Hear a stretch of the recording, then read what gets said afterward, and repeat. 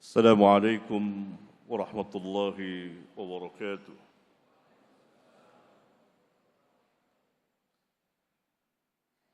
إن الحمد لله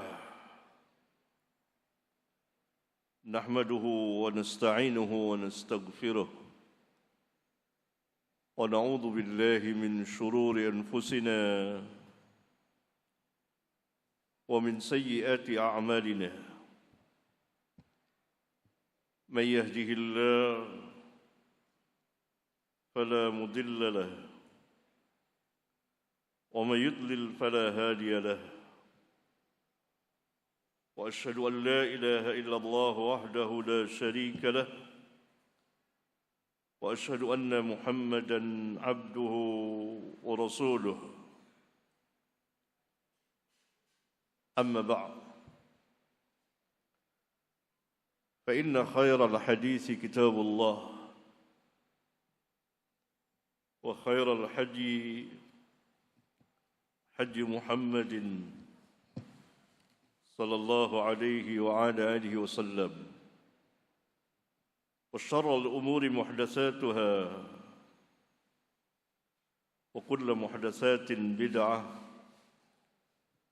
وكل بدعة ضلالة، وكل ضلالة في النار.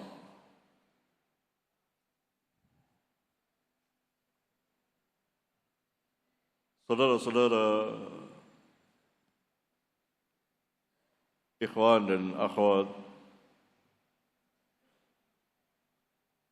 yang saya muliakan, kita masih di dalam pembahasan mengenai ilmu. Yang dimaksud adalah ilmu syar'i, ilmu din, ilmu agama.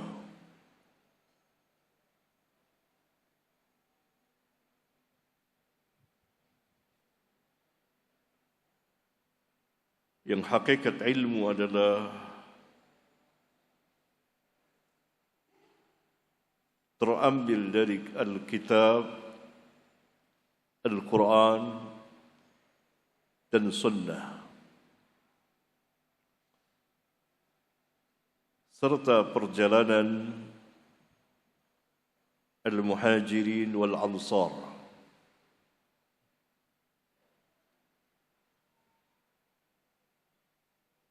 Dan kita akan memasuki bab yang ke-23 dari kitab ilmu yang saya susun dengan judul bab Nabi SAW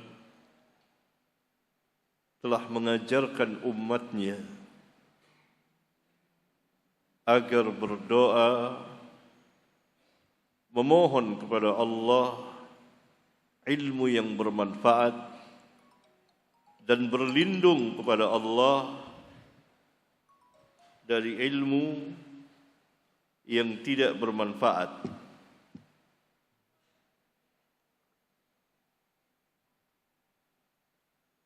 Berlindung kepada Allah dari ilmu yang tidak bermanfaat.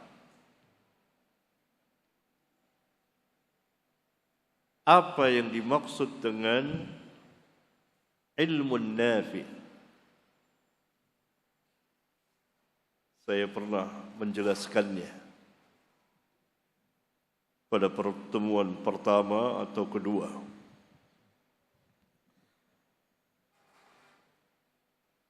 Bahwa kebahagiaan seorang hamba ketika dia memiliki ilmu nafi' dan beramal dengan amal saleh. Maka jika hamba beredar bersama ilmu nafi' wa amal saleh, maka ia merupakan kebahagiaan dan kesenangan bagi dunia dan akhiratnya. Karena kesenangan dan kebahagiaan hamba beredar di antara ilmu nafi', ilmu yang bermanfaat, wa amalus salih, dan amal salih. Apa ilmu nafi'? Ilmu nafi', ilmu yang bermanfaat yang Nabi SAW menganjurkan umatnya untuk berdoa memohon kepada Allah ilmu nafi' dan berlindung kepada Allah dari ilmu yang tidak bermanfaat. Dan beliau sallallahu alaihi wasallam pun mencontohkan dengan perbuatannya berdoa kepada Allah memohon agar diberikan ilmu nafi'. Ilmu nafi' adalah ilmu yang terambil dari Alkitab dan Sunnah.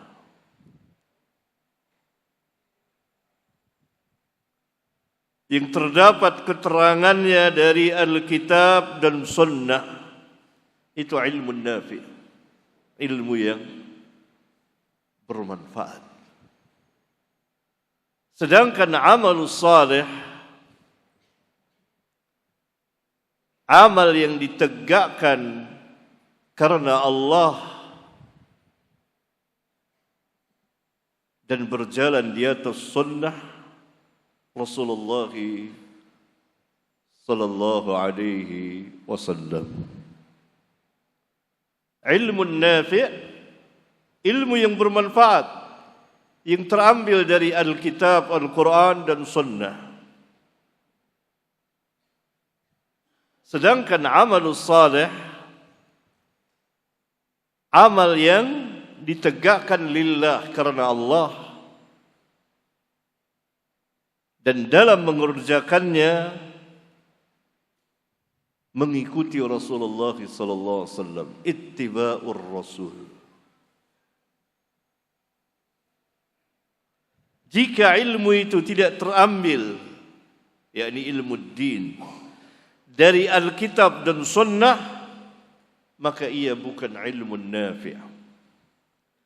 Jika amal tidak ditegakkan lillah karena Allah,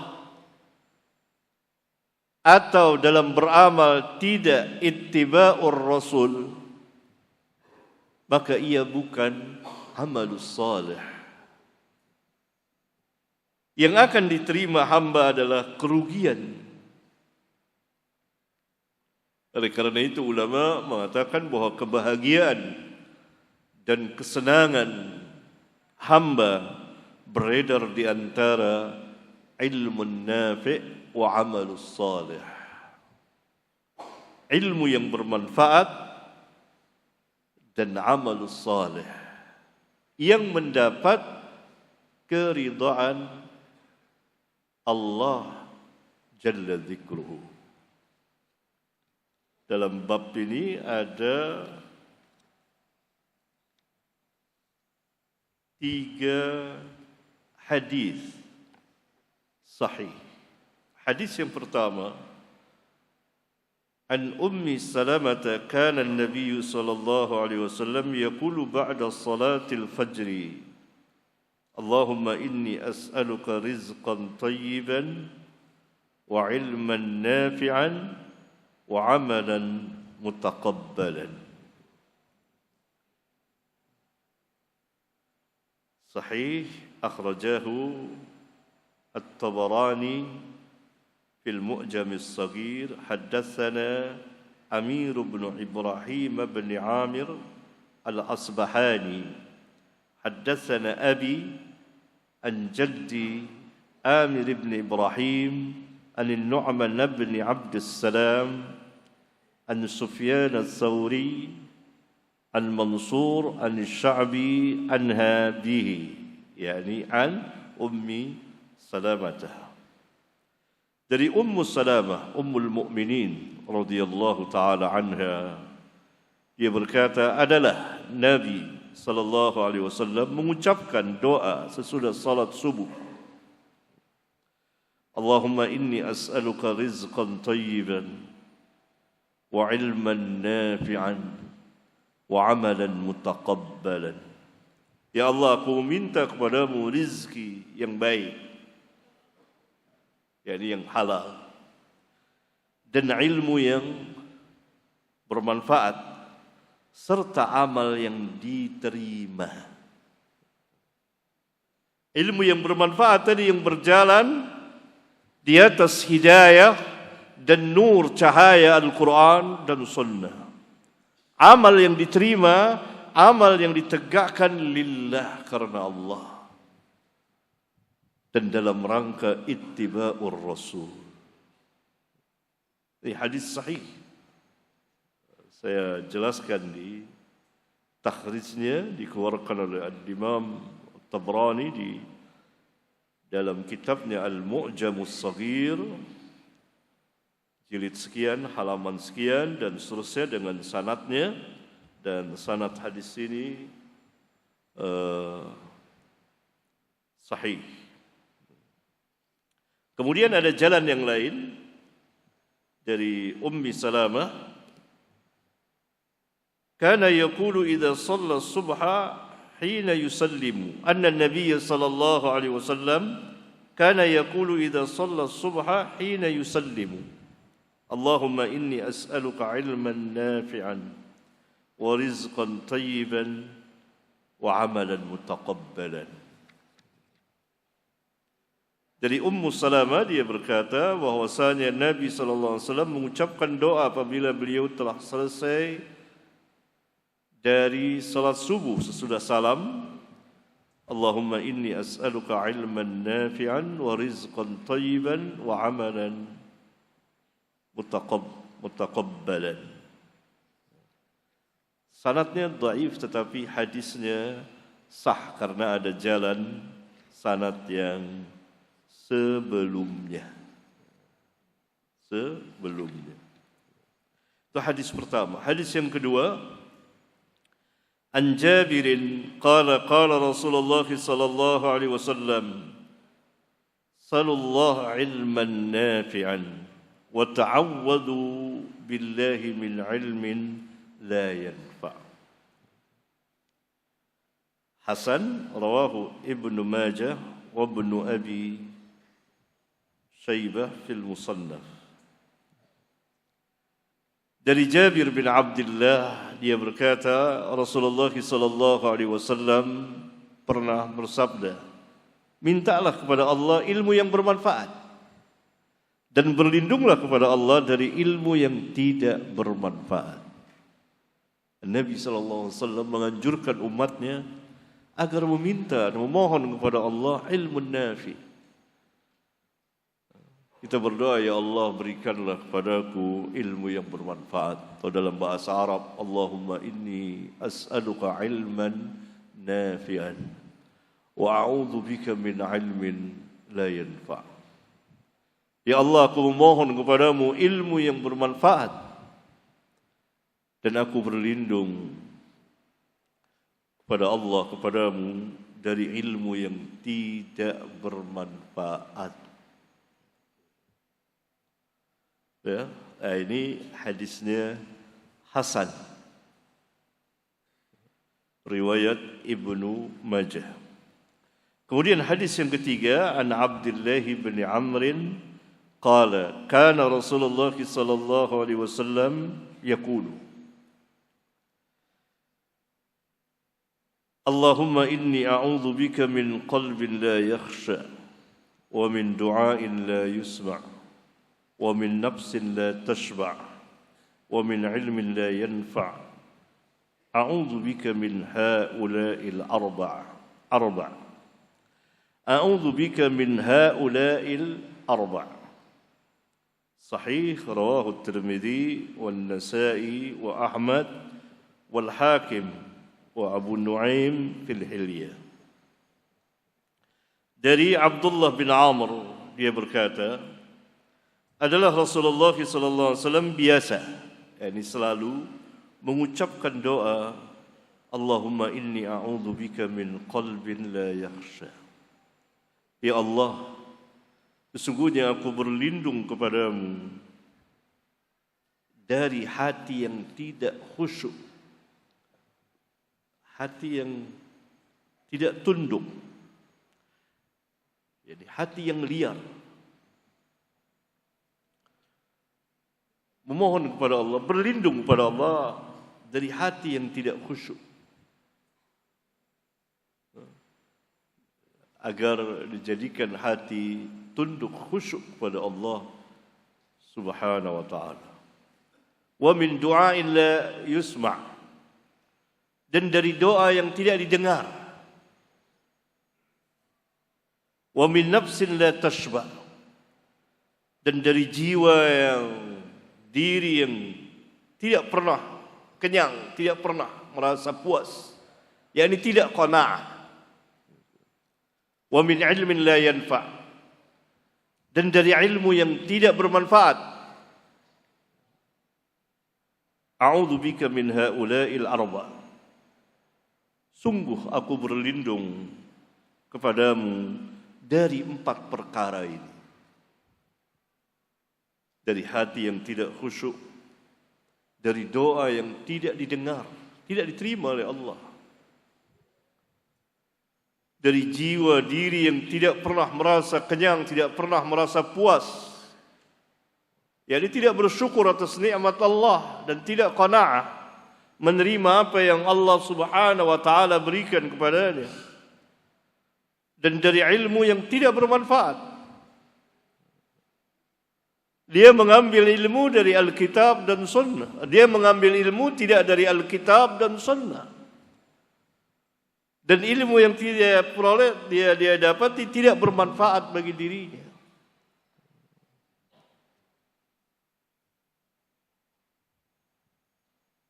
Yakni dia tidak beramal, walaupun dia mengambil dari Alkitab dan Sunnah.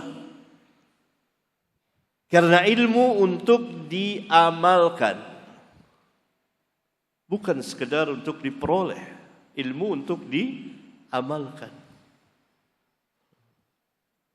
Maka ketika dia memiliki ilmu, walaupun dari Alkitab dan Sunnah, tetapi dia tidak mengamalkannya, maka ilmunya tidak bermanfaat bagi dirinya.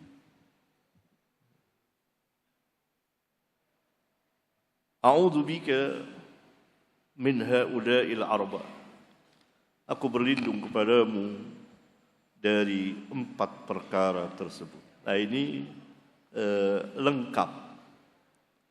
Pertama, Nabi sallallahu alaihi wasallam mencontohkan dengan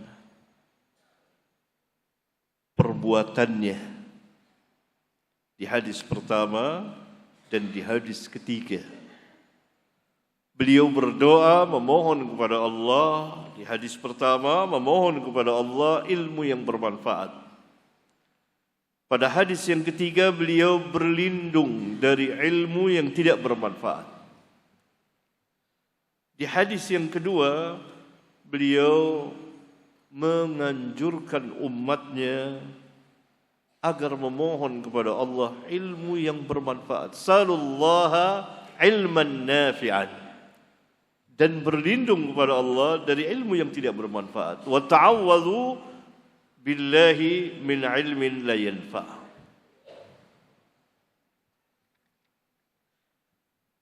Kemudian bab yang ke-24, keutamaan ilmu yang bermanfaat. Dalam hadis yang sangat terkenal, an Abi Hurairah anna Rasulullah sallallahu alaihi wasallam qala, dari Abu Hurairah bahwa Rasulullah sallallahu alaihi wasallam pernah bersabda, "Idza matal insanu inqata'a anhu 'amaluhu."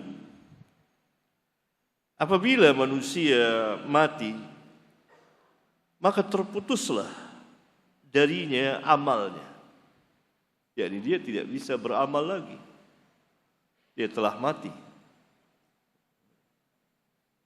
Ya. Jadi bagaimana orang meminta kepada orang-orang yang telah mati? Orang yang telah mati tidak bisa berbuat apa lagi. Telah putus seluruh amalnya. Illa min salasatin, kecuali dari 3 perkara yang pernah ia lakukan di dunia dan membuahkan hasil baginya dari dunia sampai ia mati. Yaitu illa, kecuali min sadaqatin jariyatin, sedekah jariyah. Sedekah jariyah, jadi yang mengalir terus. Misalnya menginfakkan Al-Quran, kemudian membangun masjid, membangun sekolah, dan seterusnya, yang dapat dimanfaatkan oleh manusia. Yang kedua, aw ilmin yuntafa'u bihi.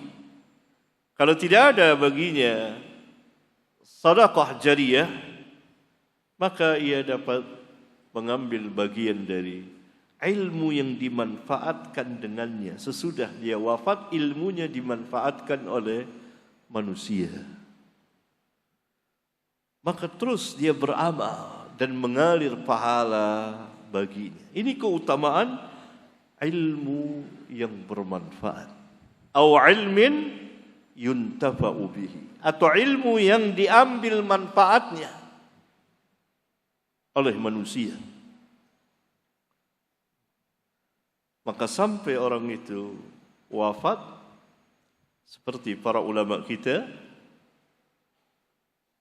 yang mendakwakan Islam, mengajarkan Islam, menulis tentang Islam, kemudian dimanfaatkan oleh manusia,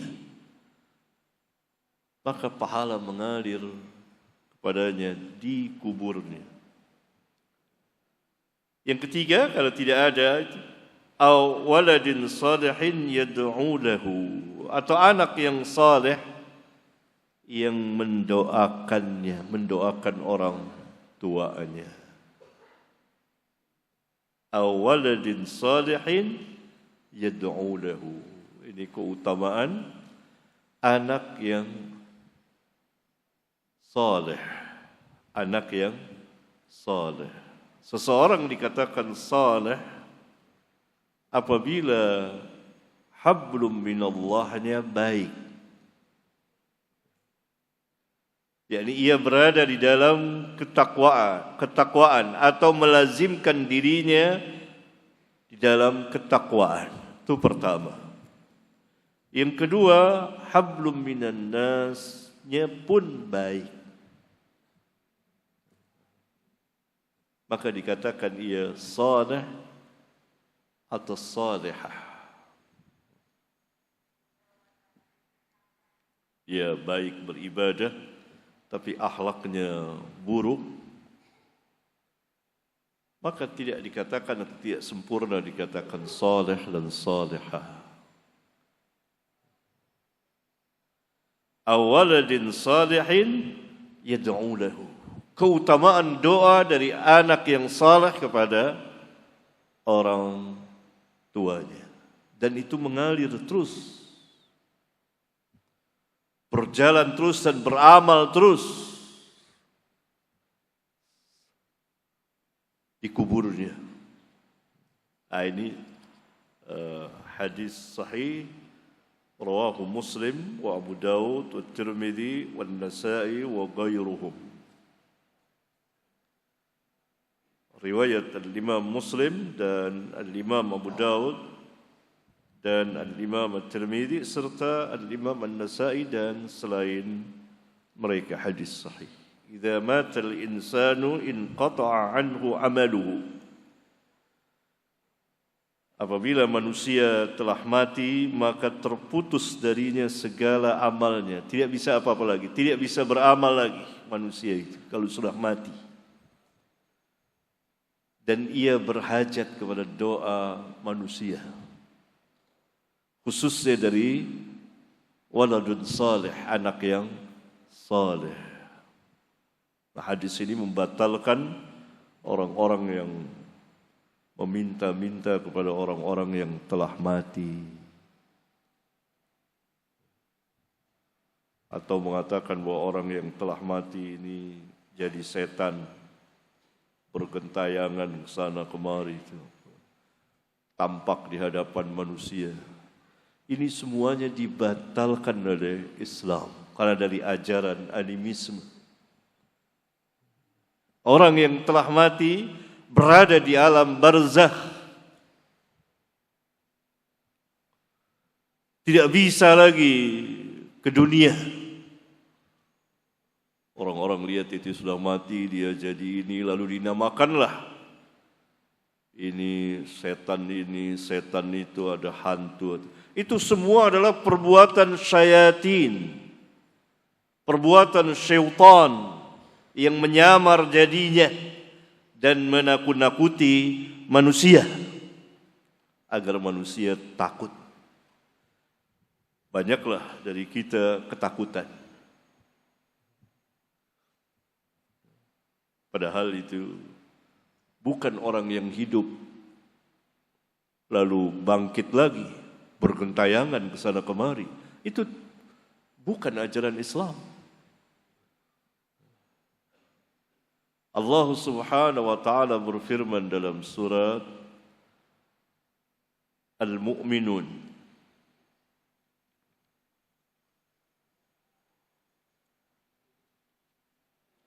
ayat 100.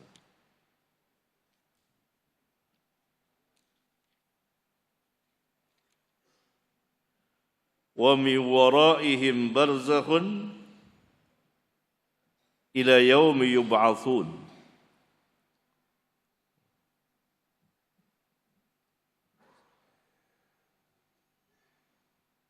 Wa min waraihim barzakhun ila yaumi yub'atsun.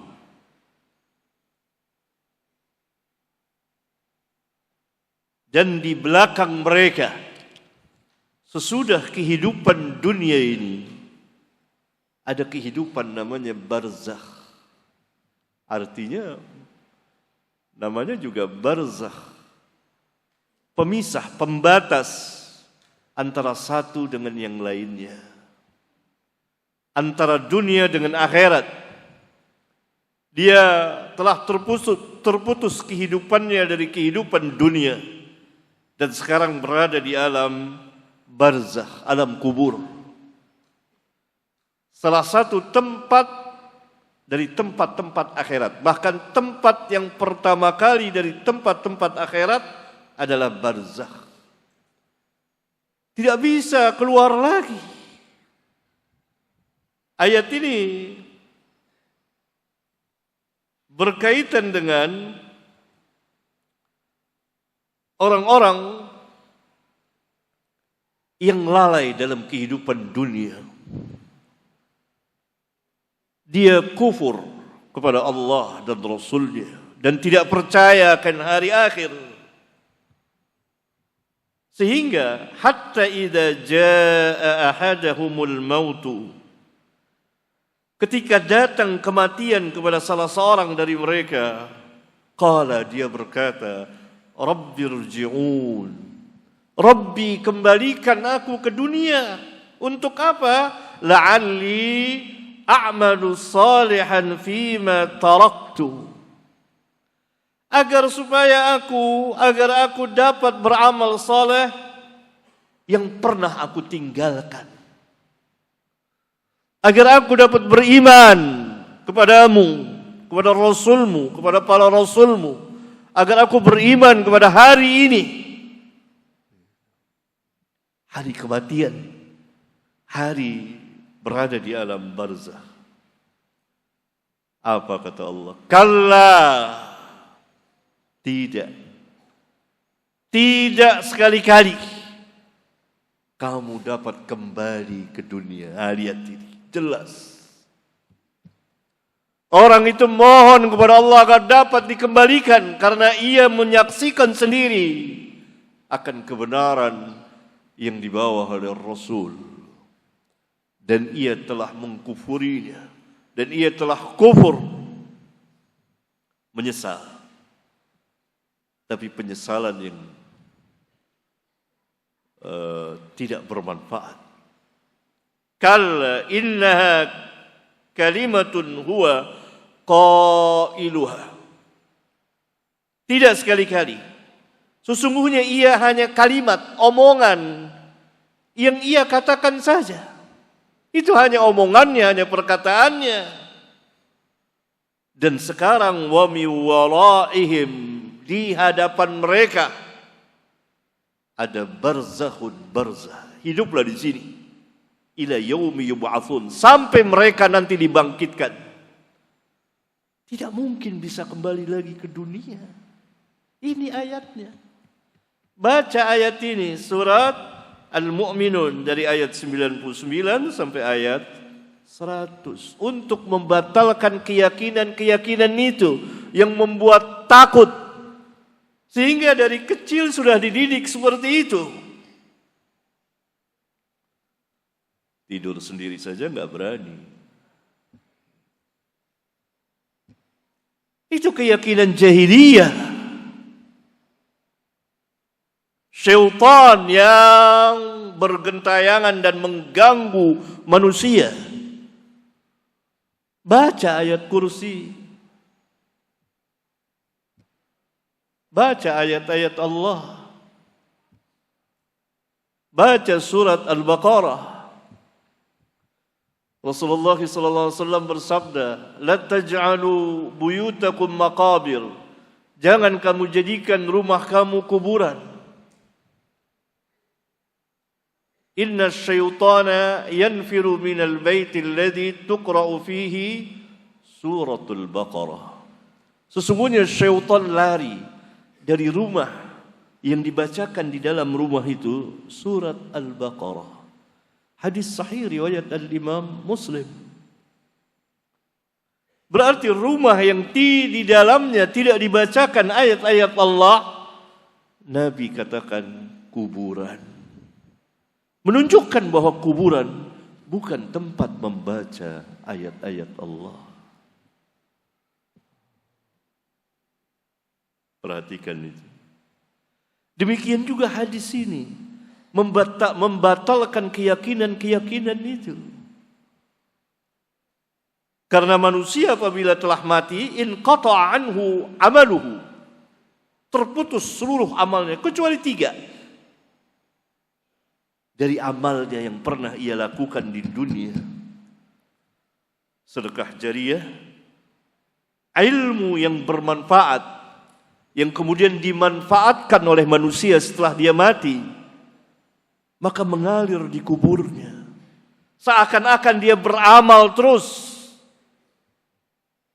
Atau anak yang saleh yang mendoakannya. Mengalir di kuburnya. Ini kebesaran tentang ilmu yang bermanfaat.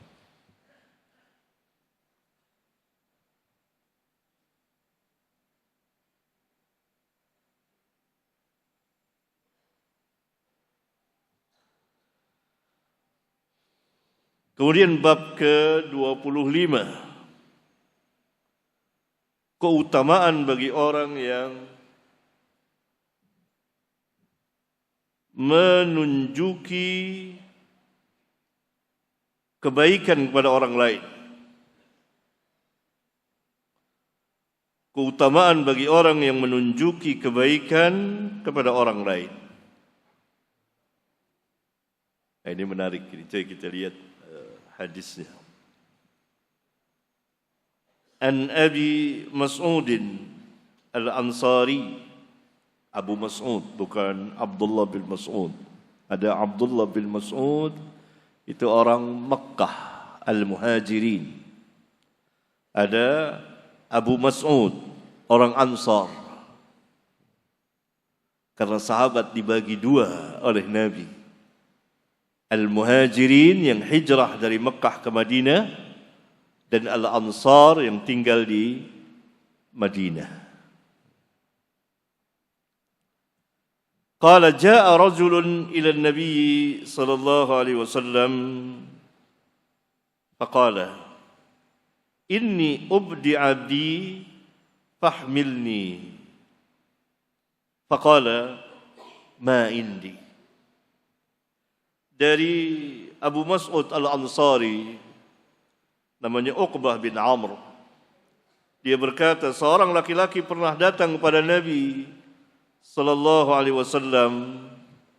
Dia berkata, sesungguhnya aku tidak punya bekal kendaraan untuk membawaku, yakni dalam mau berperang, ya.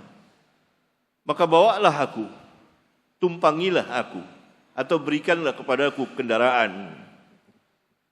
Beliau menjawab, aku tidak punya. Jadi Nabi SAW menjawab, tidak punya. Faqala rajulun, maka seseorang berkata, ya Rasulullah, ana adulluhu ala man yahmiluhu. Faqala Rasulullah sallallahu alaihi wasallam, man dalla ala khairin falahu mithlu ajri fa'ilihi. Sahih rawahu Muslim wa Abu Dawud wa Tirmidzi wa ghairuhum. Berkata seseorang, ini seorang laki-laki berkata, setelah mendengar Rasulullah SAW mengatakan, ma indi, saya tidak punya kendaraan untuk mengangkutmu, membawamu. Lalu seorang mengatakan, wahai Rasulullah, aku akan menunjukinya kepada orang yang akan membawanya. Yang akan membawanya. Maka Rasulullah SAW bersabda, barang siapa yang menunjuki kepada kebaikan. Karena orang ini menunjuki kebaikan. Ada orang yang mempunyai kelebihan kendaraan dan dia akan memberikannya atau menumpanginya. Itu menunjuki kepada kebaikan. Maka baginya pahala seperti pahala orang yang melakukannya, yang mengerjakannya. Man dalla ala khairin falahu mislu ajri fa'ilihi. Itu menunjuki kendaraan. Begitu juga itu menunjuki, sini ada pengajian sunnah, silakan, itu menunjuki kepada kebaikan. Kalau orang itu datang, maka orang yang menunjuki itu masuk ke dalam hadis ini, man dalla ala khairin falahu mislu ajri fa'ilihi. Kemudian secara khusus hadis yang lain, bahwa Nabi SAW pernah bersabda kepada Ali bin Abi Thalib pada perang Khaybar. Perang Khaybar, perang antara Nabi SAW bersama para sahabat dengan orang-orang Yahudi yang menguasai negeri atau kota Khaybar dan ada bentengnya. Orang-orang Yahudi setelah terusir atau diusir oleh Rasulullah SAW dari Madinah, ketika mereka berkhianat,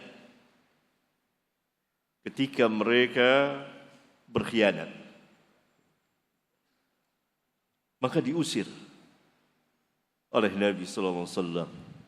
Sebagian atau sebagian besar mereka singgah atau bertempat tinggal di Khaybar. Nah, pada tahun ke-7 Hijriyah, Nabi SAW berkehendak memerangi mereka. Karena Yahudi adalah Yahudi. Dan Nabi SAW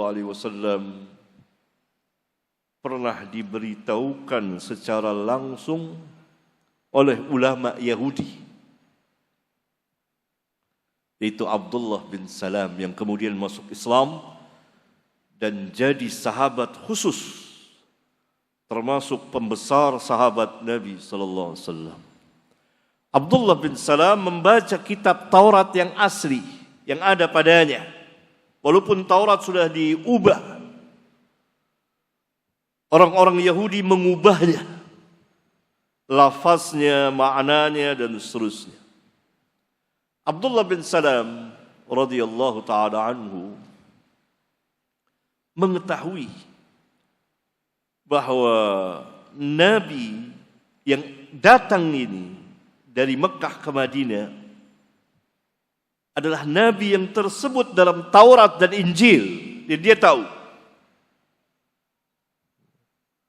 Untuk bertambah yakinnya, maka ketika Nabi SAW baru datang dan terdengar penyeru, orang yang menyeru, dulu belum ada pengeras suara, jadi orang menyeru dengan suara keras, sungguh Rasulullah sallallahu alaihi wasallam telah datang. Rasulullah sallallahu alaihi wasallam telah datang. Maka berbondong-bondonglah masyarakat atau penduduk Madinah menyambut Nabi sallallahu alaihi wa ala alihi wasallam. Ya. Ada riwayat dengan baca Tola'ul Badr, itu lemah riwayatnya. Ya. Tidak ada bacaan, semuanya datang melihat Nabi, termasuk Abdullah bin Salam. Abdullah bin Salam radhiyallahu taala anhu melihat wajah Nabi dan dia mengatakan ini wajah muka, bukan muka pembohong. Yani muka seorang Nabi, muka orang yang as-sidqu, benar, kelihatan. Abdullah bin Salam ulama. Maka pertama kali yang didengar oleh Abdullah bin Salam, Nabi SAW bersabda, Absus salam, sebarkanlah salam. Wasilul arham, hubungilah kekeluargaan. Wassallu bil lail wan nasu niyam, tadkhulul jannah bis salam. Wassallu bil laili wan nasu niyamun, tadkhulul jannata bis salam. Salatlah di waktu malam ketika manusia tidur, pasti engkau akan masuk surga dengan selamat. Itu yang pertama kali didengar oleh Abdullah bin Salam. Ini hadis sahih riwayat Imam Tirmidzi kalau saya tidak salah, dan sebagian kitab saya. Kemudian ini di awal hijrah, Abdullah bin Salam datang kepada Nabi SAW. Dia sudah yakin Abdullah bin Salam. Tapi untuk meyakini, bertambah keyakinannya, dia mengajukan 3 pertanyaan yang tidak seorang pun mengetahuinya kecuali dia Nabi. Hanya Nabilah yang tahu jawaban 3 perkara ini. Ditanya oleh Abdullah bin Salam. Jibril datang membisikkan kepada Nabi, memberitahukan kepada Nabi. Lalu Nabi menjawab satu persatu. Jadi Abdullah bin Salam, saya akan kemukakan kepadamu 3 pertanyaan. Tidak ada yang tahu kecuali seorang Nabi. Jawabannya tidak ada yang tahu kecuali seorang Nabi. Tanya pertanyaan 1, 2, 3. Lalu Nabi menjawab, Jibril tadi memberitahukan kepada aku. Abdullah bin Salam mengatakan, oh Jibril musuhnya orang Yahudi. Ya. Lalu, yani Jibril biasa menurut Yahudi, ya, yang dangkal pikirannya, Jibril biasa datang membawa siksa. Dia bedakanlah dengan malaikat Mikail. Ya. Musuhin Jibril, Mikail dia cinta orang Yahudi itu. Karena Mikail mendatangkan rahmat dan lain sebagainya. Menurut mereka, kita tidak membeda-bedakan antara malaikat yang satu dengan yang lain. Semuanya kita imani. Jibril, Mikail, Malakul Maut, Malik, dan seterusnya. Beda dengan Yahudi. Sebagaimana juga mereka membeda-bedakan para nabi dan rasul. Oleh karena itu banyaklah orang-orang Yahudi, terutama yang ada di Amerika, namanya Mikail. Ya. Nah, setelah dijawab, Abdullah bin Salam bilang begini, ya Rasulullah, sesungguhnya Yahudi itu kaum yang buhut. Buhutun. Ba-ha-ta. Buhut. Buhut.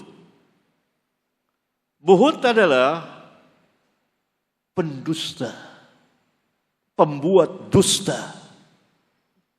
Menyandarkan kedustaan itu kepada orang. Padahal orang itu terbebas dari kebohongan itu. Jahat Yahudi. Sombong. Menolak kebenaran. Karena itu kata Abdullah bin Salam, jangan beritahukan dulu akan keislamanku kepada Yahudi. Tanyakan tentang aku kepada mereka. Maka Rasulullah SAW memanggil orang-orang Yahudi dan bertanya kepada mereka, bagaimana pendapatmu mengenai atau tentang Abdullah bin Salam? Dipuji oleh orang-orang Yahudi setinggi langit. Dia adalah orang yang paling baik di antara kita, paling afdal, paling alim, dan anak orang baik, anak orang yang utama, dan seterusnya. Lalu kata Nabi SAW kepada Yahudi, bagaimana pendapatmu kalau dia masuk Islam? Na'udzubillah, kata Yahudi. Semoga Allah melindunginya dari masuk Islam. Begitu kata Yahudi.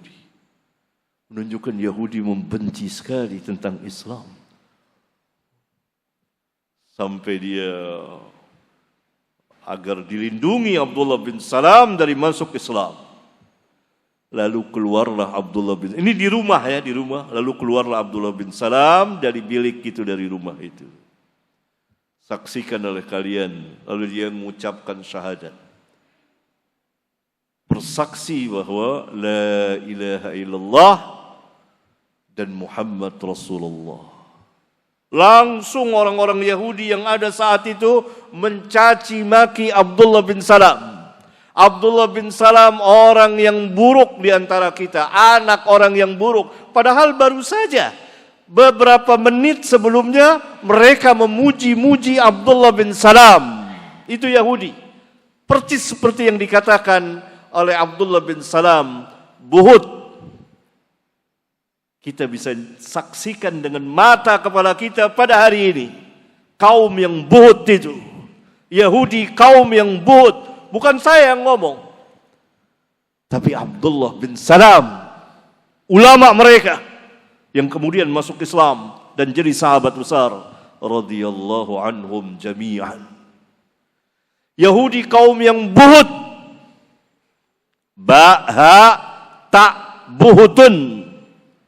Artinya pembohong dan membuat-buat kebohongan dan menuduh orang, menyandarkan kepada orang kebohongan itu, padahal orang itu berlepas diri.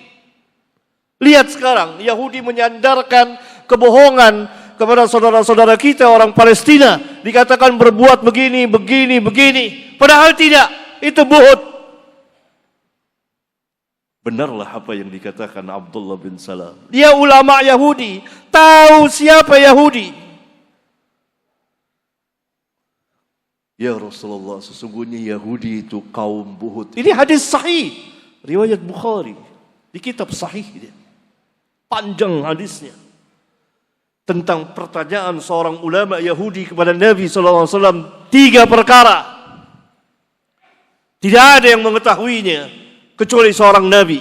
Dan Nabi SAW menjawabnya, diberitahukan oleh Jibril alaihi salam, alaihi wassalatu wassalam.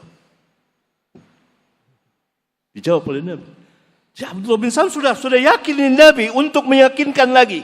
Benar ini. Lalu dikatakan, ya Rasulullah, sesungguhnya Yahudi ini kaum buhut. Sekarang kita bisa menyaksikan dengan mata kepala kita kaum yang buhut ini. Pembohong, membuat-buat kedustaan, menolak kebenaran, sombong, dan menyandarkan kedustaan itu kepada orang lain. Padahal orang lain itu terbebas, terlepas dari kedustaan itu. Mereka menuduh saudara-saudara kita orang-orang Palestina, bahkan menuduh yang lainnya. Bahkan orang-orang yang menyokong Yahudi pun dituduh berbagai macam tuduhan oleh Yahudi. Ini kaum yang buhut. Al-Quran dan Sunnah telah mempertontonkan siapa Yahudi itu. Hanya kita kurang membaca Al-Quran dan Sunnah. Kaum buhut. Lalu setelah Yahudi mencaci maki Abdullah bin Salam, apa kata Abdullah bin Salam kepada Rasulullah? Ini yang saya khawatirkan kan kepada Rasul. Ini, lihat. Jadi dia caci maki saya padahal baru beberapa menit. Memuji-muji Abdullah bin Salam setinggi langit. Orang yang paling alim di antara kita, paling baik di antara kita, paling afdal. Lalu ditanya oleh Rasulullah SAW, bagaimana pendapatmu kalau sekiranya Abdullah bin Salam masuk Islam? Mereka menjawab, na'udzubillah. Kiranya Allah melindunginya dari masuk Islam. Jangan sampai Abdullah bin Salam masuk Islam. Begitu maksudnya. Menunjukkan sangat benci sekali pada agama Islam. Keluar Abdullah bin Salam bersaksi, la ilaha illallah wa anna Muhammadar Rasulullah. Kiamat Yahudi, kiamat ketika itu. Langsung, itu hanya berapa menit selang. Dicaci maki. Abdullah bin Salam, orang yang paling buruk di antara kita, orang begini, orang begitu. Baca hadisnya di Sahih Bukhari, panjang sekali. Kaum yang buhut. Maka mereka tidak sanggup berhadapan dengan Nabi SAW dan para sahabatnya. Sejarah berbicara tentang itu. Ada dalam Al-Quran dan hadis. Di antaranya perang Khaybar. Runtuh benteng Khaybar itu. Tetapi Nabi SAW memerintahkan Ali untuk pegang bendera dan mendakwakan mereka. Mau masuk Islam tidak? Maka Nabi SAW mengatakan, fawallahi, demi Allah, la ayyahdiyallahu bika rajulan wahidan khairul laka min ayyakuna laka humrun na'am. Demi Allah, sungguh jika Allah memberikan hidayah, petunjuk kepada seseorang dengan sebab dakwahmu, niscaya lebih baik bagimu dari memiliki unta merah. Dari memiliki unta merah. Unta merah adalah harta berharga pada bangsa Arab saat itu. Ya, kalau sekarang dapat dikiaskan dengan harta-harta lainnya yang sangat disayangi oleh, yang dicintai oleh manusia seperti rumah mewah, kendaraan bagus, dan lain sebagainya. Tetapi semuanya itu tidak ada artinya dibandingkan dengan dakwah. Dengan sebab dakwah, maka Allah akan memberi hidayah kepada manusia. akan memberi hidayah kepada manusia. Ini Nabi sallallahu alaihi wasallam mengatakan, "Fa wallahi demi Allah, la ayyahdiyallahu bika rajulan wahidan saja. Demi Allah, sungguh jika Allah memberikan hidayah dengan sebabmu, wahai Ali, dengan sebab dakwahmu, seorang saja,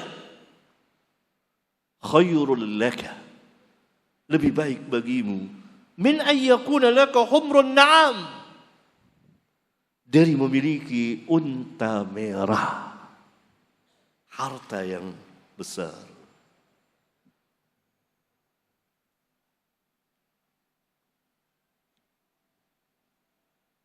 Kita istirahat dulu. Nanti kita akan sambung lagi. Walhamdulillahi Rabbil Alamin. Alhamdulillah. Hamdan katsiran tayyiban mubarakan fihi. Kama yuhibbu Rabbuna wa yarda. وصلى الله وسلم على النبي الرحمة وعلى آله وأصحابه ومن تبعهم بإحسان إلى يوم الدين وبعد.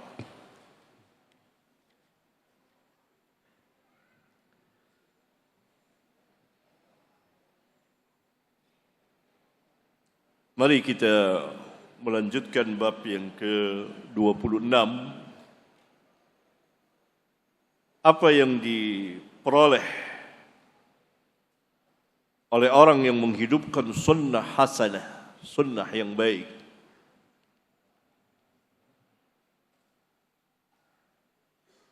Atau sunnah sayyi'ah, sunnah yang buruk. Kalau sunnah hasanah, amal saleh. Sunnah sayyi'ah adalah dosa. Dan orang yang mengajak kepada hidayah atau kesesatan, apa yang mereka peroleh dan dapat? Jawabannya ada di dalam dua buah hadis yang dibawakan dalam bab ke-26 ini. Hadis pertama, hadis ke-44, An Jarir bin Abdullah qala, Ja'a nasun min al-a'rabi ila Rasulillah sallallahu alaihi wasallam alaihimus sufuf fara'a su'a halihim qad asabathum hajatun fahassa an-nas 'ala as-sadaqati فأبطأوا عنه حتى رؤي ذلك في وجهه قال ثم إن رجلا من الأنصار جاء بسرة من ورق ثم جاء آخر ثم تتابعوا حتى عرف السرور في وجهه فقال رسول الله صلى الله عليه وسلم من سن في الإسلام سنة حسنة فعمل بها بعده كتب له مثل أجر من عمل بها ولا ينقص من أجورهم شيء ومن سن في الإسلام سنة سيئة فعمل بها بعده كتب عليه مثل وزر من عمل بها ولا ينقص من أوزارهم شيء صحيح رواه مسلم والترمذي والنسائي وابن ماجه وغيرهم. Dari Jarir bin Abdullah, dia berkata, pernah datang serombongan orang dari Al-A'rab, yakni orang-orang A'rabiyun, orang desa atau dusun atau yang tinggal di pedalaman, menemui Rasulullah sallallahu alaihi wasallam dengan hanya mengenakan pakaian mantel selimut yang menutupi tubuh mereka. Rasulullah SAW melihat keadaan mereka sangat buruk, yakni tidak layak karena miskin atau sangat miskin. Sesungguhnya telah menimpa kepada mereka kesusahan dan kesengsaraan. Mereka ditimpa kesusahan, kemiskinan, kesengsaraan. Kemudian beliau menggemarkan, menganjurkan kepada manusia agar bersedekah. Kewajiban pemimpin apabila melihat rakyatnya miskin, sangat miskin, maka segera dia menutup hajat orang-orang miskin itu, menyelesaikan kemiskinan mereka. Perhatikan Nabi yang mulia, begitu melihat ada sekelompok masyarakat umat beliau yang keadaannya sangat mengenaskan, keadaannya susah, pakaian saja hanya bisa menutupi tubuh mereka agar tidak terbuka auratnya, tidak layak. Maka segera beliau tidak tunda-tunda lagi, menggemarkan agar bersedekah kepada mereka, menutupi hajat mereka, menyelesaikan kemiskinan mereka, karena tidak boleh ada orang yang susah seperti ini. Nah, ini tentu kewajiban para pemimpin, baik pemimpin umum di suatu negeri atau pemimpin di kota-kota, di daerah-daerah, di wilayah-wilayah. Jika ia melihat sebagian kelompok masyarakatnya seperti ini, maka ia harus menutup hajat mereka segera, tidak boleh ditunda. Menyelesaikan kemiskinan bagi rakyat. Perhatikan Nabi yang mulia. Beliau menggemarkan, tetapi mereka lambat mengerjakannya. Mungkin tidak atau kurang paham atau terlambat, hingga terlihat pada wajah beliau perasaan tidak suka atau tidak senang. Lihat, sahabat terlambat saja dalam bersedekah ini untuk saat ini. Karena kemiskinan yang ada pada mereka ini, sekelompok mereka harus diselesaikan segera. Jangan sampai mereka hidup tidak layak seperti ini. Terlambat para sahabat berubah wajah. Berubah wajah Rasulullah SAW. Tidak suka. Berkata Jarir, kemudian datanglah seorang laki-laki dari kaum Ansar membawa sekeranjang uang perak. Karena dulu uangnya uang logam. Kalau kita setumpuk uang kertas. Datang dia yang pertama kali, lalu datang yang lain mengikutinya, membawa sedekahnya. Kemudian berturut-turut mereka datang membawa sedekah mereka, mengikuti orang Ansar yang pertama kali bersedekah, membawa sepundi uang perak, sampai terlihat kegembiraan pada wajah beliau Nabi sallallahu alaihi wasallam.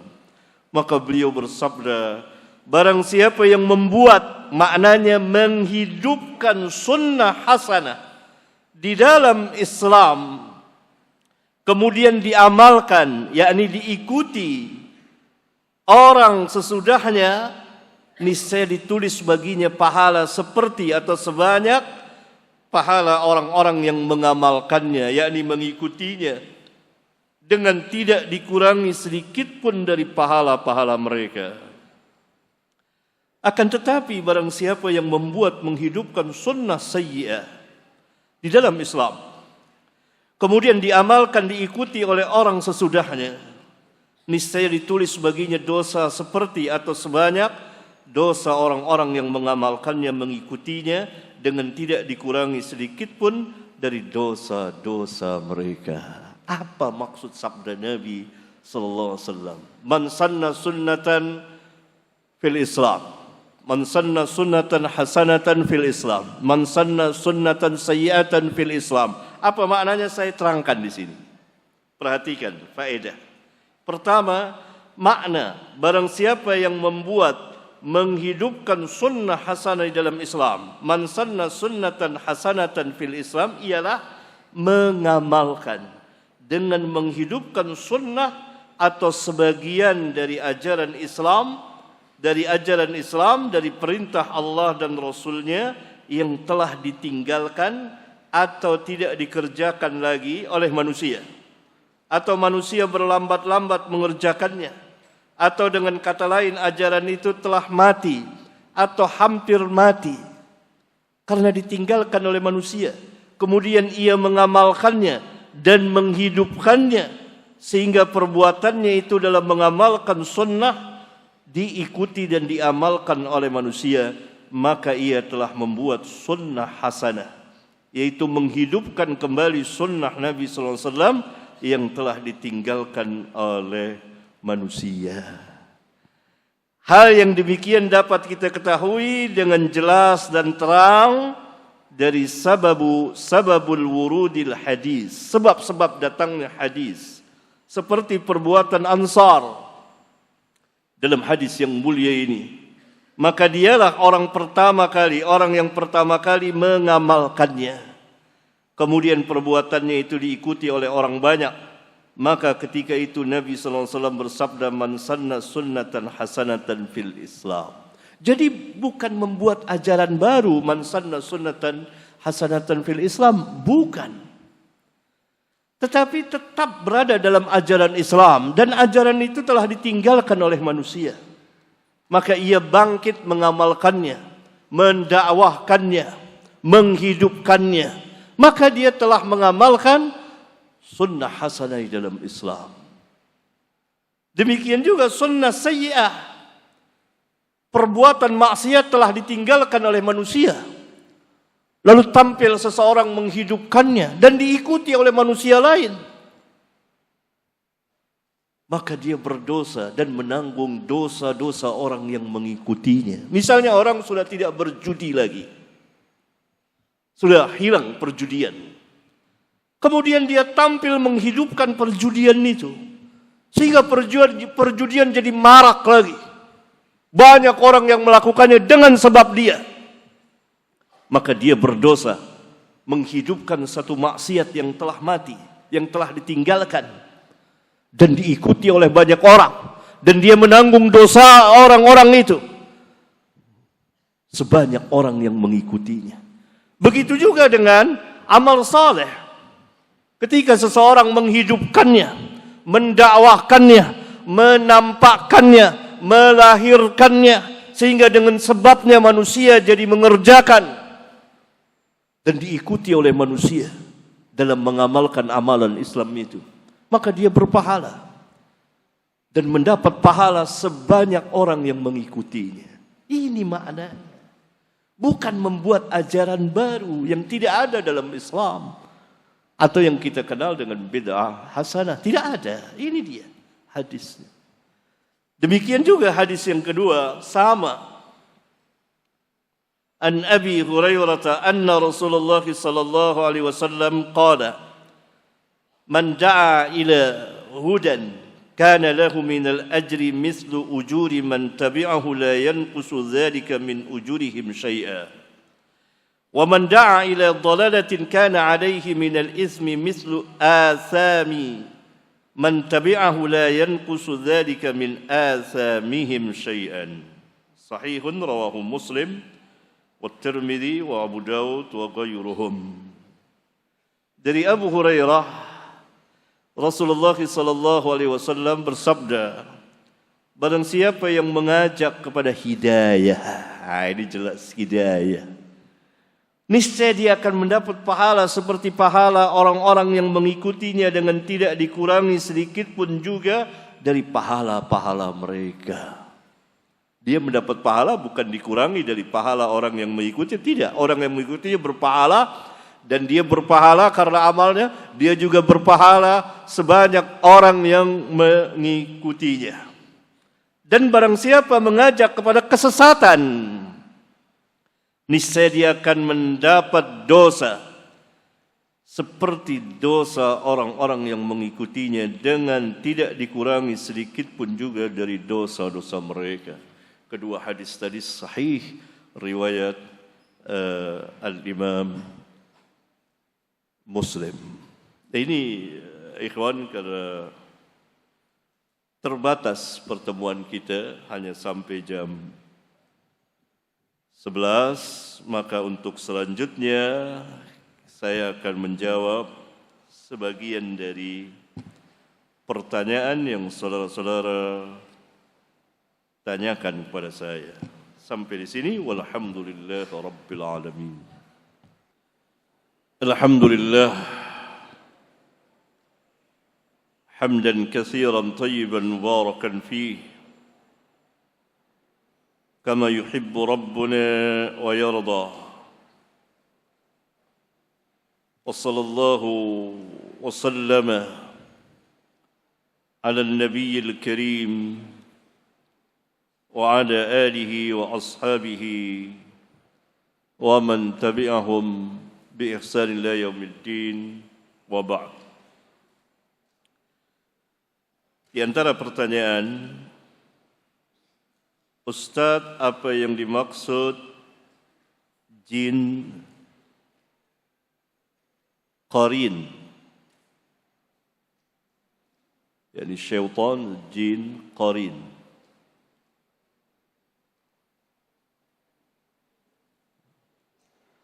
Di dalam hadis-hadis sahih dijelaskan bahwa Nabi SAW bersabda, tidak seorang pun di antara kamu melainkan ada qarin dari jin atau syaitan dan dari malaikat. Qarin yang selalu menyertainya. Yang dari jin memerintahkan yang buruk, yang dari malaikat memerintahkan yang baik. Itu qarin. Dan itu hak. Karena Nabi SAW menegaskan seperti itu. Sampai beliau ditanya, juga engkau ya Rasulullah? Iya. Tetapi ia telah masuk Islam. Dalam riwayat yang lain, dikatakan bahwa dia telah masuk Islam. Atau dia tidak sanggup terhadap Rasulullah sallallahu alaihi wasallam. Jadi qarin itu ada hak. Berdasarkan hadisnya banyak sekali, riwayat Muslim dan lain sebagainya. Sahih riwayatnya. Qarin. Tidak seorang pun dari kita, sampai Rasulullah SAW pun. Tetapi syaitan itu tidak sanggup mengganggu Rasulullah. Sebagian ulama, karena di situ ada lafaz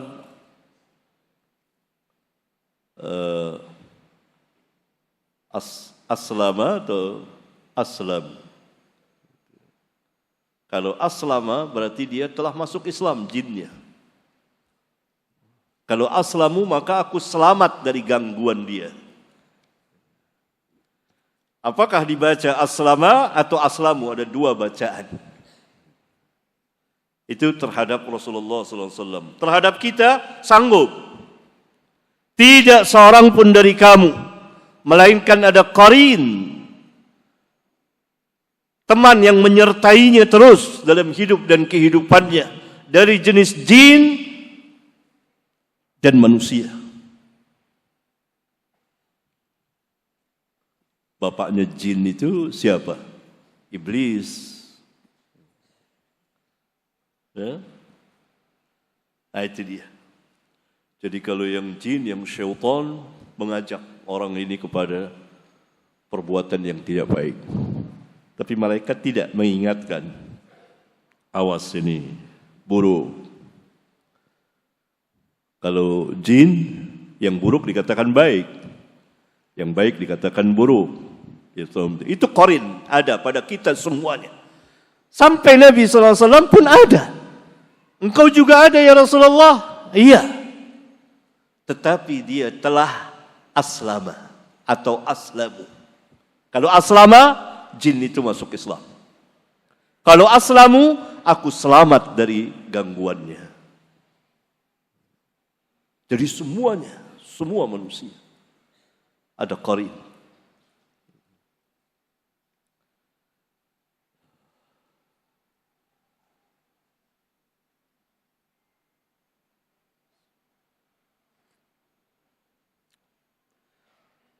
Dan apabila seorang muslim takut kepada setan, syaitan, orang kita biasa panggil setan, apa termasuk menyekutukan Allah, takutnya bagaimana? Kalau takutnya tidak sampai ta'abbudiyah, melakukan peribadatan, menghambakan kepada diri kepada syaitan, maka dia haram saja. Atau begini, kalau takutnya takut tabi'iyah, karena manusia memiliki tabiat takut, tidak sampai membawa kepada yang haram, maka tidak haram.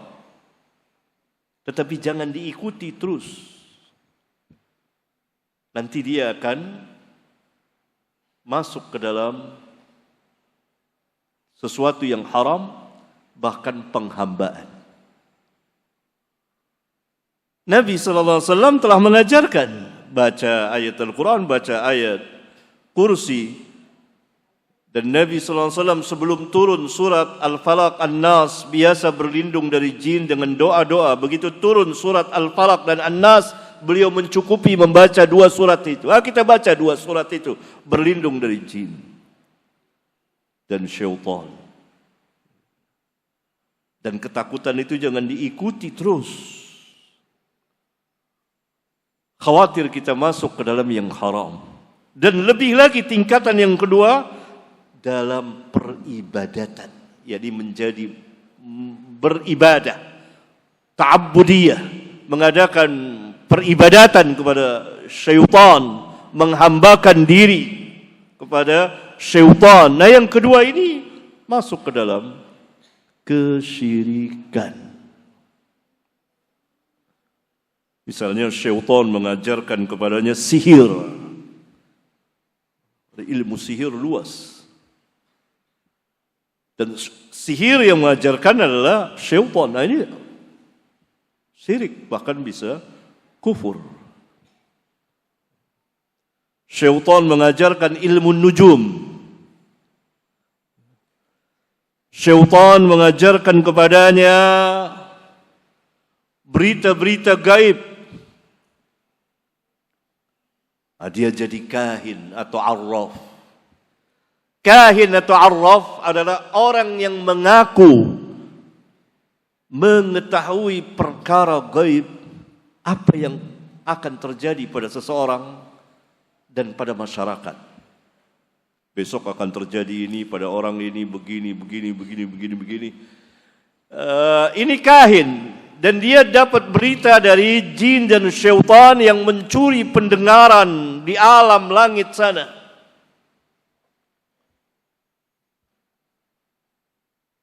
yakni Rabbuna apabila akan memutuskan sesuatu sebagaimana dalam hadis sahih riwayat Bukhari, Muslim dan lain-lain, dia memberitahukan kepada Jibril. Jibril memberitahukan kepada para malaikat. Maka tersebarlah berita itu. Sebelum diutusnya Rasulullah SAW, jin-jin naik ke langit mencuri pendengaran apa yang akan terjadi. Ketika diutusnya Rasulullah SAW, terjaga langit. Dan mereka dilempari oleh semburan api syihab. Sehingga tidak mudah bagi mereka untuk naik ke atas mencuri-curi pendengaran. Kadang-kadang dapat dan turun. Jadi mereka ini bertingkat 1, 2, 3, 4. Yang satu dapat kasih ke bawah, kasih ke bawah, kasih ke bawah. Yang terakhir adalah kahin. Dia membisikkan kepada kahin itu dan ditambah dengan 100 kalimat bohong. Dan kahin itu seperti ayam mematuk begini mendengarkan ini. Wahyu dari syaitan. Dia beritahukan kepada manusia, nanti akan terjadi ini. Ada kalanya benar, kan itu hasil curian. Tapi sudah dicampuri dengan 100 kalimat dusta. Ini syirik. Dan banyak lagi yang lainnya. Syaitan memerintahkan kepada dia kalau mau dapat ini, dapat itu, harus menyembelih hewan. Maka dia menyembelih bukan karena Allah. Ini syirik, syirkul akbar. Dan seterusnya dimainkan oleh para syayatin. Ya, kalau mau melewati satu jalan, satu lembah, dia berlindung kepada jin. Yang membuat jin semakin sombong. Semakin kita takut kepada syaitan, semakin kita berlindung kepadanya bukan kepada Allah, maka syaitan akan membuat kita sangat takut.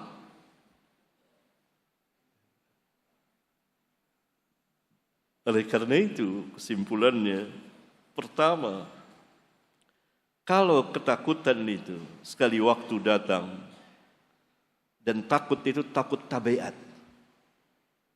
Seseorang akan melewati satu jalan, di situ ada anjing. Anjing besar, dia takut. Itu tabi'iyah. Takut digonggong dan diserang. Itu tabi'iyah, tabiat. Kalau takutnya seperti ini, maka jangan sampai dia melakukan sesuatu yang haram. Tapi harus dia melakukan sesuatu yang sunnah, berlindung kepada Allah. A'udzu billahi minasyaitonir rajim. A'udzu billahi as-sami'il 'alim minasyaitonir rajim min hamzihi wa nafthihi wa nafthihi. Min hamzihi wa nafthihi wa nafthihi, berlindung dari kegilaan syaitan, dari ajakan syaitan, dari syair-syairnya syaitan. Atau baca ayat kursi. Ayat kursi. Dan itu syaitan sendiri yang memberitahukan. Dan itu salah satu bacaan ketika akan tidur. Nah, kalau terjadi ketakutan kita demikian, berarti kita masuk ke dalam sunnah dan berpahala. Tetapi ketika datang ketakutan kita membaca sesuatu yang tidak sunnah dan berlindung kepada jin, maka kita menjadi haram dan bisa masuk ke dalam kesyirikan nantinya. Paham situ ya? Kalau takut wajar, ada tabi'iyah. Tapi takut ini kita arahkan kemana? Sangat takut dia itu. Itu karena kaum kita sudah terbiasa dari kecil dididik seperti itu. Awas di situ angker. Awas jangan ini, awas jangan itu. Kemudian beredar di masyarakat, syaitan-syaitan, oh si fulan gentayangan, menjadi ini dan menjadi itu. Dia berikanlah nama-nama.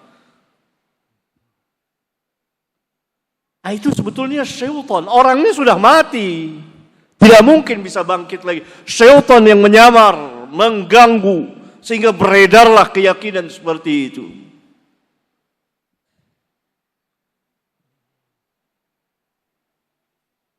Ya.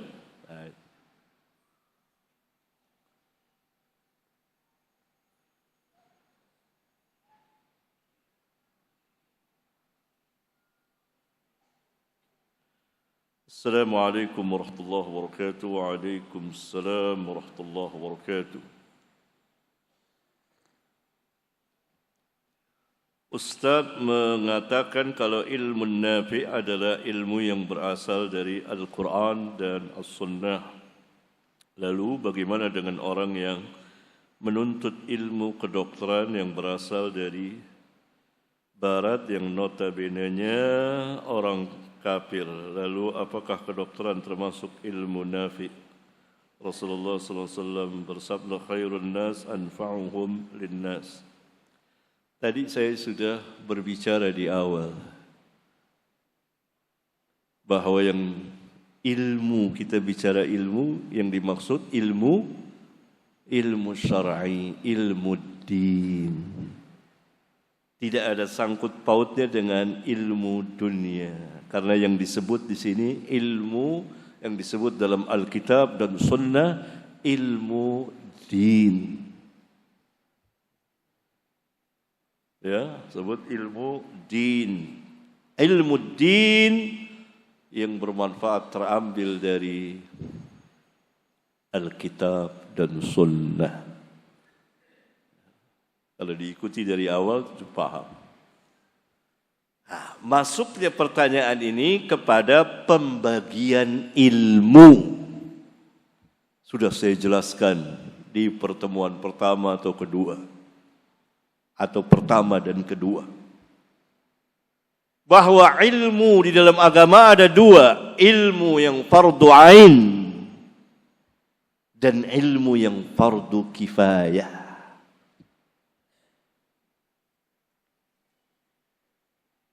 Ilmu yang fardu kifayah misalnya belajar memandikan dan mengkafankan mayit. Belajar ilmu tafsir, belajar ilmu hadis. Tapi kalau tidak ada yang mengetahuinya sama sekali, maka jadi wajib bagi sebagian kaum muslimin untuk mempelajarinya dan mengajarkan kaum muslimin. Nah, ilmu kedokteran bermanfaat dari manapun ia berasal.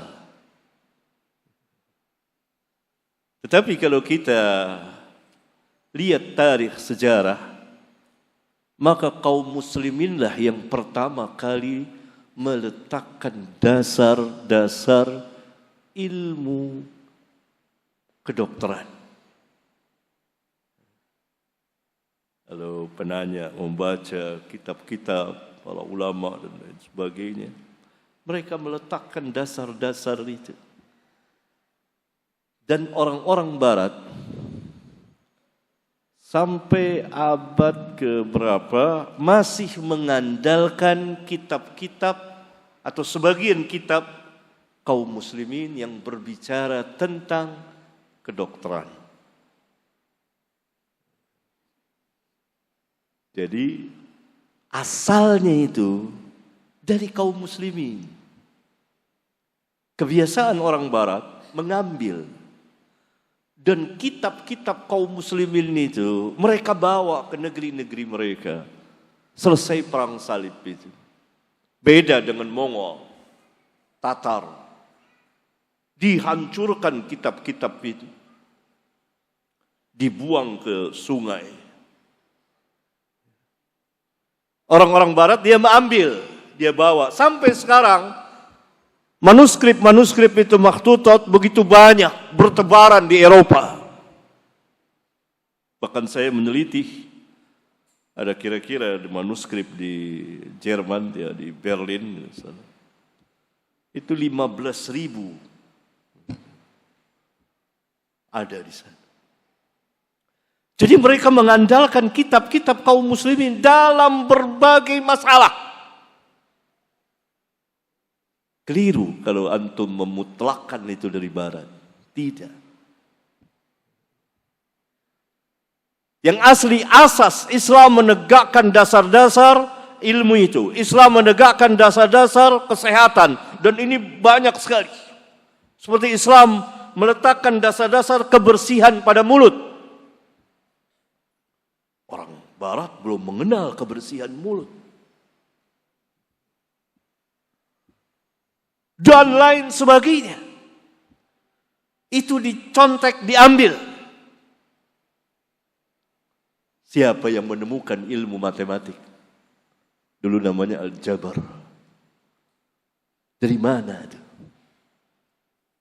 Dari Islam.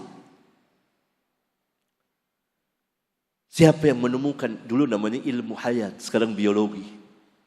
Dulu namanya ilmu hayat. Namanya saja ilmu hayat, bahasa Arab. Ilmu tentang kehidupan.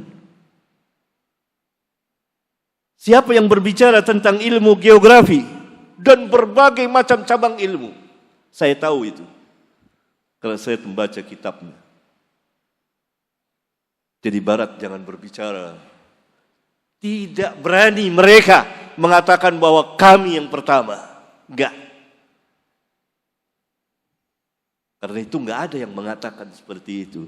Kecuali kaum muslimin yang mengatakan seperti itu. Ini dari Barat. Islam yang meletakkan dasar-dasar kasih sayang kepada hewan. Apa hak-hak hewan? Akhirnya Barat berlebihan mencontoh.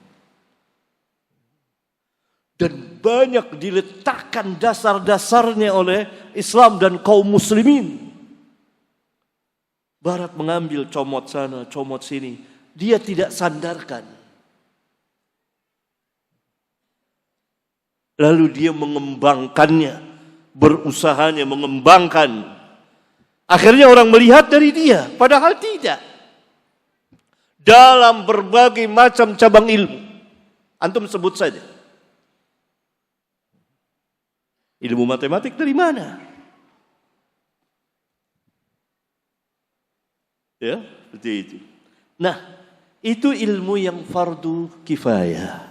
Jika dia belajar kedokteran untuk kemaslahatan umat, bukan untuk dirinya, maka dia masuk ke dalam ilmu yang fardu kifayah.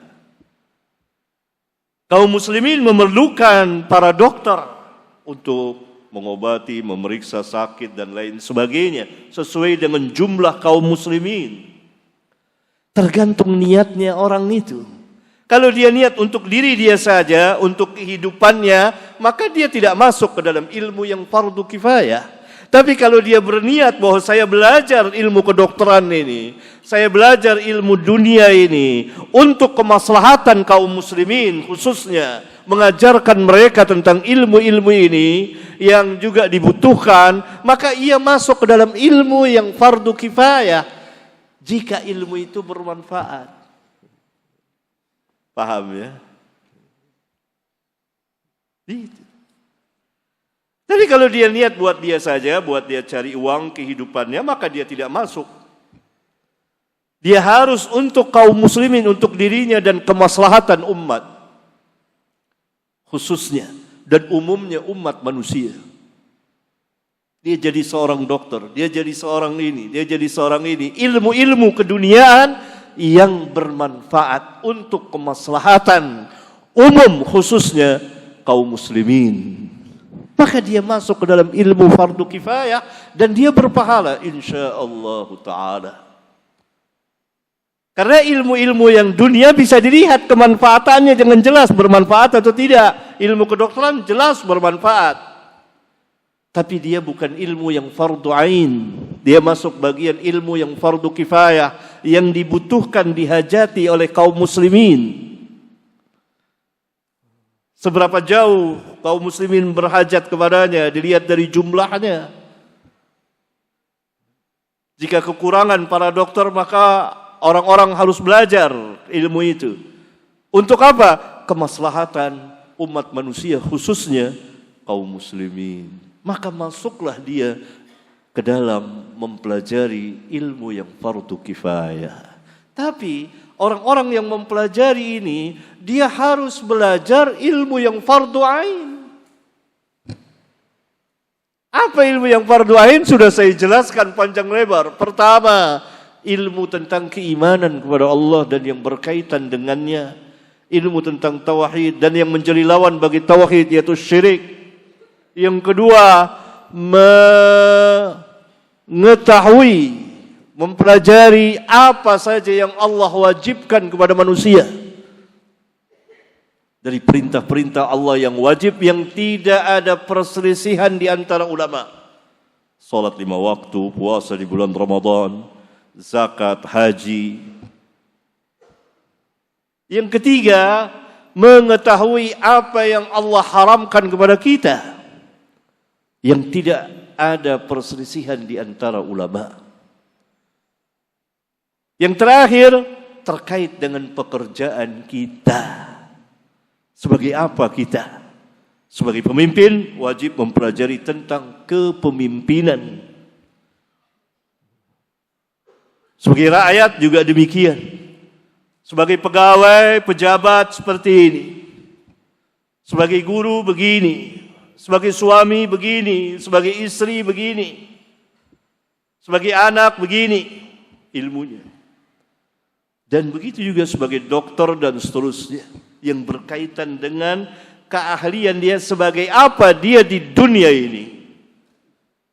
Nah, 4 macam itu ilmu yang fardu ain. Dan tidak mungkin antum mempelajari yang fardu kifayah, meninggalkan yang fardu ain atau belum lengkap yang fardu ain. Antum harus melengkapi, kita harus melengkapi itu ilmu yang fardu ain tadi. Diringkas jadi 4 itu. Pertama tentu berkaitan dengan tauhidullah. Dan yang menjadi lawan bagi tauhid yaitu asyirku billah. Sehingga kita menjadi hamba Allah yang mentauhidkannya dengan menghambakan diri kepada Allah secara mutlak. Yang kedua kita tahu apa yang Allah perintahkan kepada kita yang wajib. Yang ketiga kita tahu apa yang Allah haramkan kepada kita. Misalnya wanita apa saja yang diharamkan Allah kita menikahinya. Kita menikahinya ada. Dan mana yang halal. Begitu. Sebagai seorang suami nanti kadang-kadang rumah tangga itu terjadi perceraian dan ada talak. Bagaimana dia mentalak istrinya? Dia harus tahu, pelajari. Ada orang mentalak istrinya sedang haid, jahil. Dimarahi oleh Nabi sallallahu alaihi wasallam. Ibnu Umar radhiyallahu taala anhuma pernah mentalak istrinya dalam keadaan haid. Marah Nabi. Suruh kembali lagi dia. Sampai istrinya suci. Nanti berhaid lagi dan suci lagi bersih, baru dia talak. Berarti mentalak istri harus wajib dalam keadaan istri suci dari haid, tidak berhaid. Dan belum disenggamahi.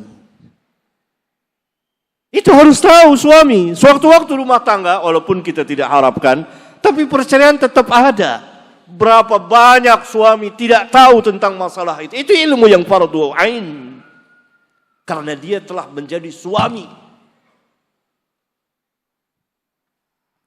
Serampangan dia talak istrinya. Baru semalam dia bersetubuh dengan istrinya, pagi ditalak.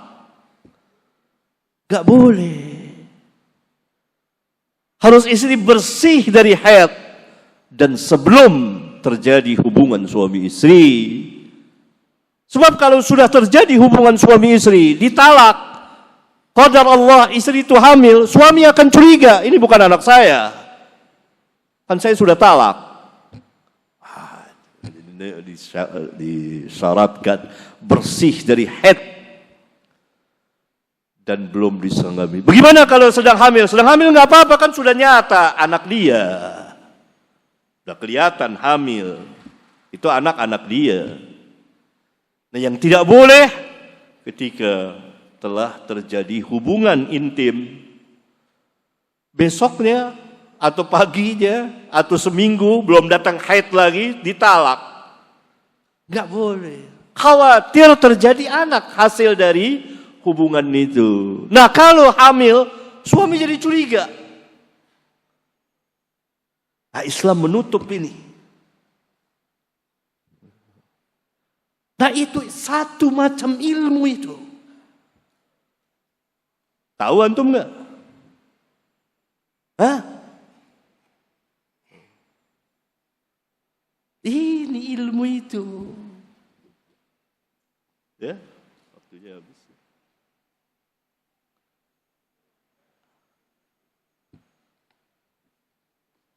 Habis ya.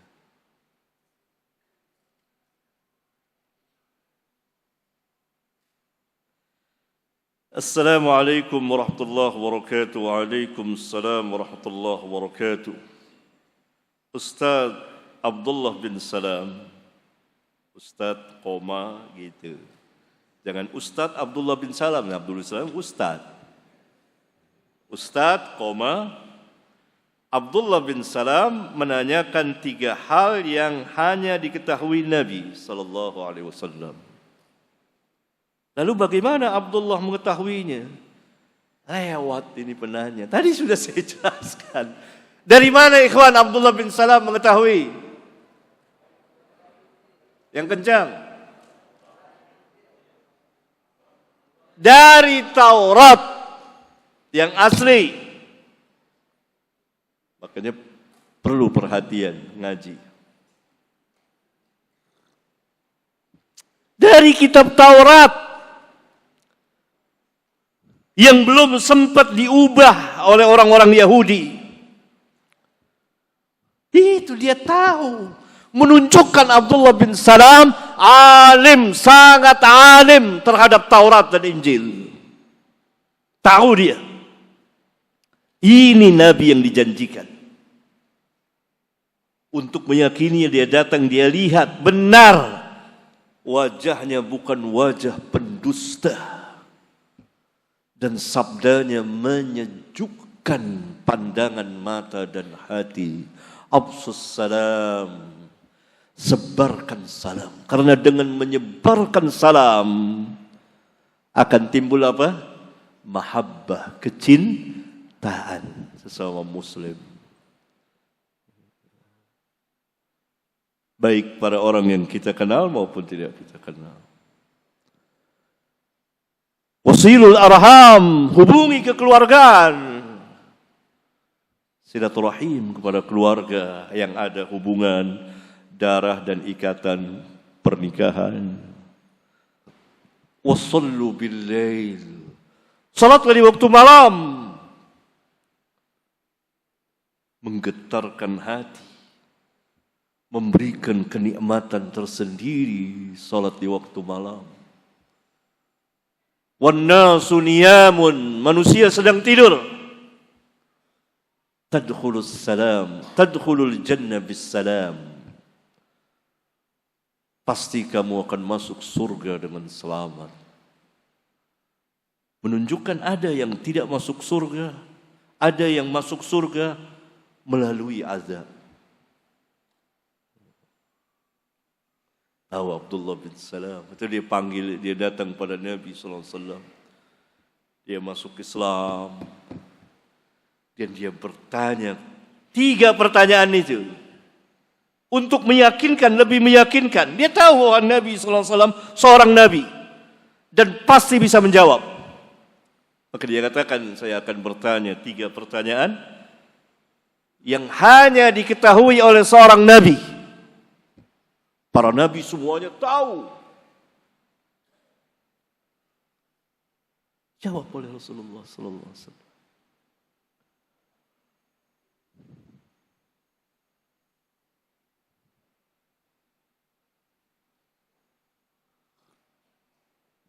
Apa pertama tanda hari kiamat? Dijawab oleh Nabi. Api yang keluar dari Aden, dari Yaman, yang mengumpulkan manusia, tersebarlah api itu ke seluruh permukaan bumi, yang manusia lari darinya, api yang tidak bisa dipadamkan, karena itu dari Allah. Itu pertama kali tanda hari kiamat. Apa yang pertama kali dimakan oleh ahlul jannah? Wah, ini kan sulit. Dijawab oleh Nabi. Pertama kali yang disuguhi, dihidangkan kepada penduduk surga, sepotong hati ikan, daging yang paling enak. Tanya lagi. Tanya 3 pertanyaan itu selesai. Pertanyaan ketiga, apa yang mengapa anak itu bisa serupa dengan bapaknya dan bisa serupa dengan ibunya dan keluarga ibunya? Kenapa? Ada 3 tuh, ditanya dulu 3-tiganya. Pertama, apa tanda hari kiamat pertama? Pertanyaan kedua adalah apa yang pertama kali dihidangkan dan dimakan oleh penduduk surga? Pertanyaan yang ketiga, mengapa anak serupa dengan bapak dan anak serupa dengan ibunya dan keluarga ibunya? Kenapa? Kenapa bisa terjadi seperti itu? Ya semuanya takdir Allah. Satu persatu dijawab oleh Rasulullah. Tadi Jibril memberitahukan kepadaku.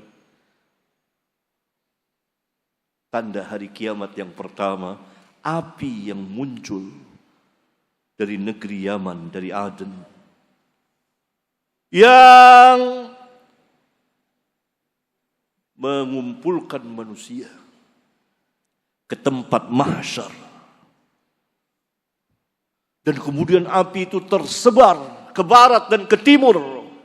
Maksudnya ke segala penjuru bumi. Tidak mungkin dipadamkan. Manusia berlarian darinya. Dikumpulkan jadi satu. Hidangan yang pertama kali dihidangkan oleh Allah untuk para penghuni surga dan dia memakannya adalah sepotong dari hati ikan. Ikan itu satu potong daging yang paling enak. Tentu berbeda dengan ikan dunia. Dan yang ketiga, mengapa anak serupa dengan ibunya, dengan bapaknya dan dengan ibunya? Saya sudah menjelaskan ini di kitab Menanti Buah Hati. Apabila seseorang bersetubuh, suami istri melakukan hubungan intim, dan suami airnya mendahului istrinya, air maninya mendahului istrinya keluar terlebih dahulu, maka anak akan serupa dengan dia bapaknya. Apabila istri terlebih dahulu mengeluarkan airnya, maka anak akan serupa dengan ibunya dan keluarga ibunya. Benar itu. 3 pertanyaan itu jawab oleh Nabi sallallahu alaihi wasallam. Barulah Abdullah bin Salam mengatakan, ya Rasulullah, sesungguhnya ini orang Yahudi, kaum yang buhut. Saya sudah terangkan.